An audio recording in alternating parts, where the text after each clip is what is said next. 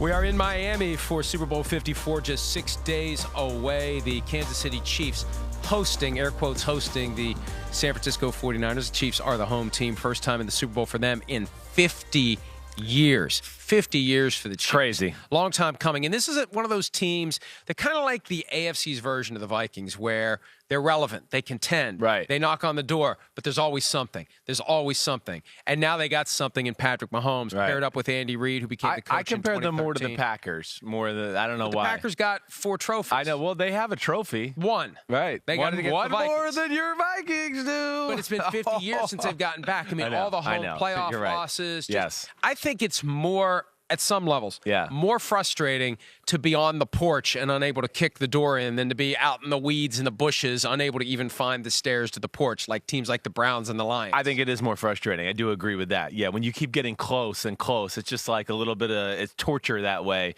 to where, yeah, there's a lot of other teams who don't even get to get tortured by their team being in the playoffs, and you can come to terms with it a lot easier. But it is one of the like iconic franchises, to your point, and for them to be 50 years in between Super Bowls because they travel.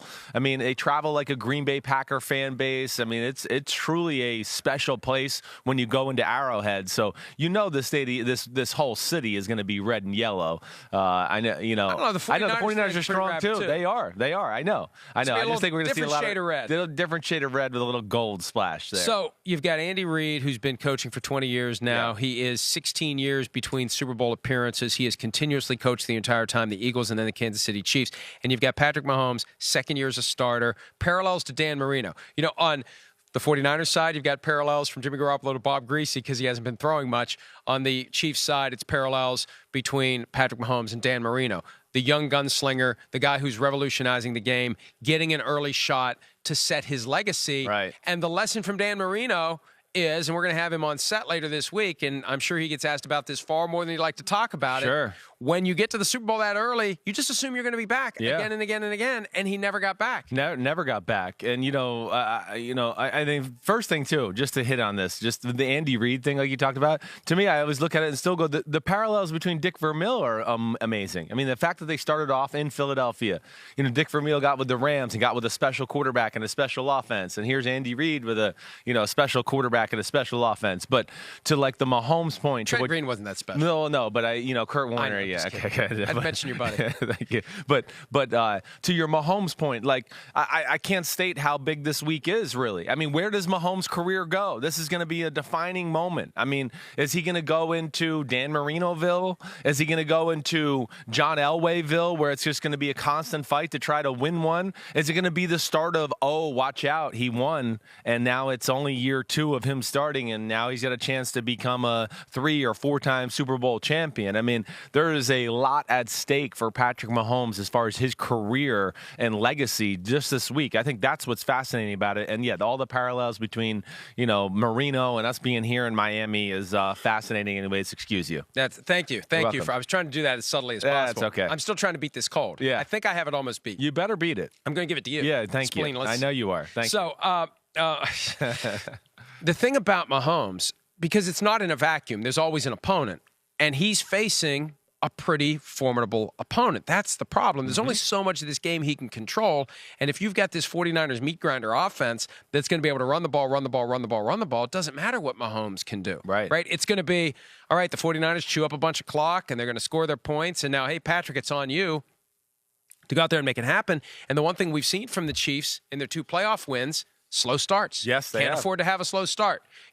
Whether it's the scripted plays, whether it's the extra practice and preparation, they cannot afford to fall behind the way they fell behind 24 to the Texans, 10 points twice to the Titans, 10-0 and 17-7. Right. You can't let yourself try to do that again because, number one, third time may not be a charm. Yeah. And number two, 49ers are going to be a much tougher team to come back against than the Texans or the Titans. Much better. I mean, let's not even try to confuse that conversation. The 49ers are in a different stratosphere than the Titans or the Texans, their defenses.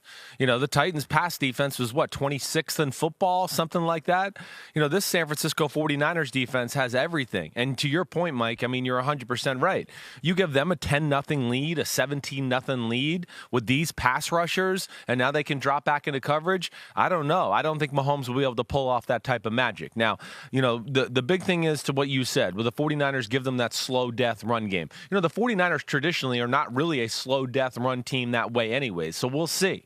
But, they usually end up gashing you for 20 and 30-yard runs. Now, they do control the clock. I get all of that. But I do think Andy Reid and Spagnuolo, they're going to have a fail-safe plan. Again, a little bit to what we talked about early in the year, where it's going to be crap or get off the pot. Like, okay, Can you explain that a little more? Okay, I don't understand. Yes, I don't understand what you're saying. Well, I'll explain it. I'm not familiar with that phrase. Well, I know. Well, I'm going to go football-wise, though, just so people understand what I'm saying. What I mean by that is if, the 49ers have driven down on the first drive of the game, and it's a 10-play, 80-yard drive, and they chew up 7 minutes of clock. The next time the 49ers get the ball, Kansas City can't afford to play that game again. So they're going to have to make something happen, whether you want to blitz, run blitz, take a chance, whatever it may be. Either they score fast or you get back on the field. But I do think that is a real thing in this game because Mahomes can't be sitting over there by the Gatorade bottle too long. That was a theme that you pushed early in the year when the Kansas City Chiefs were willing to let defenses chew up time, chew up clock, and not force the issue. Yeah. Your point is force the issue. They either score or they have a turnover. Right. Either way, our offense is not in mothballs. Right. They got to have, maybe it doesn't work out that way. Maybe they're both going back and forth, and you don't have to play that way. But, yes, you got to have that, I think, in the back of your mind to make sure that the strength of your team, the money on your team was built around Mahomes, Watkins, Hill, Kelsey, offensive line, Andy Reid. That's what the Kansas City Chiefs are. That's where their money is, and that's the talent that got them here. So you don't want that being a non-factor on the sideline for, half the football game. Let me ask you this, because there's a presumption as it relates to the 49ers offense, which we'll be talking about more coming up, that if they can run the ball, we'll know it early, we'll know it's unstoppable, and it's not like it's going to change. Right. Can we say the same thing about the Chiefs offense, though? No. If they're able to let me finish. I know, but I'm telling you no now. Yeah. If they're able early on to flood zones and Tyreek Hill and Sammy Watkins, Travis Kelce, Demarcus Robinson, Mecole Hardman, if they are able to overpower the secondary and Patrick Mahomes is able to buy enough time with his legs behind the line of scrimmage to find open guys, will we know early that, hey, it's going to be 34, 37 points from the Chiefs?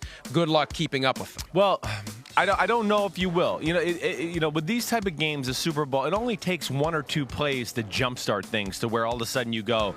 I'll still remember, hey, New England Patriots, Carolina Panthers, right? It was this slow game for what, 3 quarters? It was 2.5. It was scoreless late in the first half, and then all hell broke. And then it just took a few big pass plays in the third quarter, and all of a sudden we were like, wait, it was a defensive struggle in the first half, and now we're in a shootout in the second half. So I think it can go either way here with that because there's a ton of talent and explosive players on both sides of the football field. I don't know if it's necessarily something. I feel like Mahomes and the Kansas City offense can just about overcome anything at this point, I guess is where I want to say to you. If they get off to a slow start, I don't think they're going to panic as they've proven to us, and I do think they could come out on fire and go right down the field as well. But that's my point. If they come out and it's working right out of the gates, can the 49ers stop it?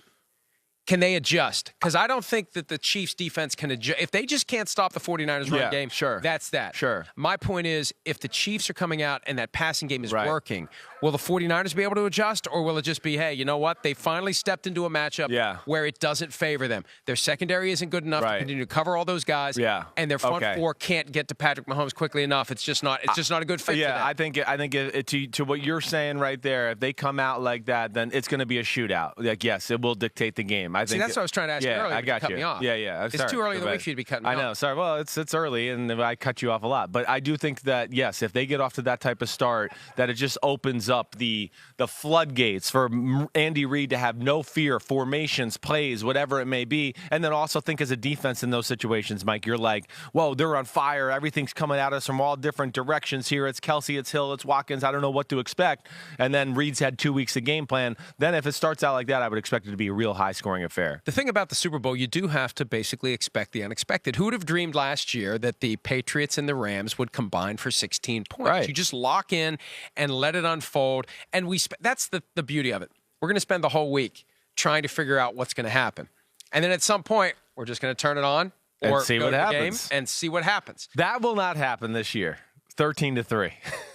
Yeah, I think that's safe to say. I feel pretty good about that. I do. You mentioned that Super Bowl 38. Yeah. The Panthers-Patriots Right. from February 1, 2004, 16 years ago. Right. No points scored by either team in the first quarter. Right. 24 total points in the second quarter. Okay. No points scored in the third quarter. Wow. 37 total points scored in the fourth quarter. Holy cow. I didn't realize the third had no points either. It's unbelievable. So, yeah, it just shows you, with two great teams and a game where it's, win or go home to be the champion, whatever it may be, people panic on the defensive side of the ball, whatever it is, offensive coordinators pushing the envelope, you can see explosions of points like that. And this one feels so evenly matched. Like, it's hard to get a feel for where it's going to go. But I expect points, right? I mean, Yeah, I think the lowest points. I'm thinking is like 28-24, right? Maybe it's a 38-35, but I'm thinking like the lowest is 28-24. Hi, I'm Mike Tirico, and thanks for watching.